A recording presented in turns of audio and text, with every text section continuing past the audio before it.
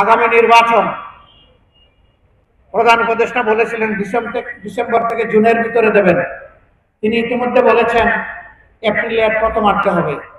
আমরা বরাবর বলে এসেছি তিনি যেন তার কথার উপর অনড় থাকেন, জাতিকে দেওয়া ওয়াদা যেন রক্ষা করেন। আমরা এখনো তাকে বলবো আপনি যা ঘোষণা করেছেন, অবশ্য আমরা বলেছিলাম রমজানের আগে হলে ভালো হয়।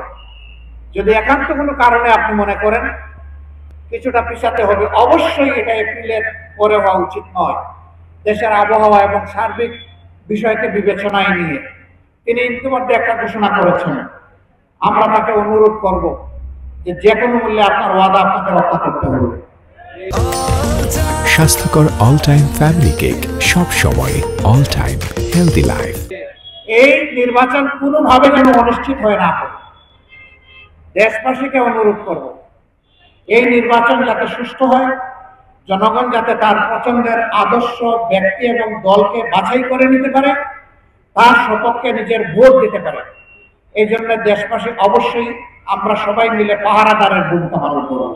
পুরস্কার হিসাবে, উপহার হিসাবে যে যুবকদের বয়স শিডিউল ডিক্লারেশনের আগে 18 বছর সম্পন্ন হবে, তাদের প্রত্যেকের ভোট যেন নিশ্চিত করা হবে। এর পাশাপাশি এবারকার এই যুদ্ধে লড়াইয়ে দেশবাসীর সাথে প্রবাসে অবস্থানরত সমস্ত ভাই বোনেরা সমানতালে লড়াই করেছে। প্রবাসীদের ভোটের অধিকার নিশ্চিত করুন।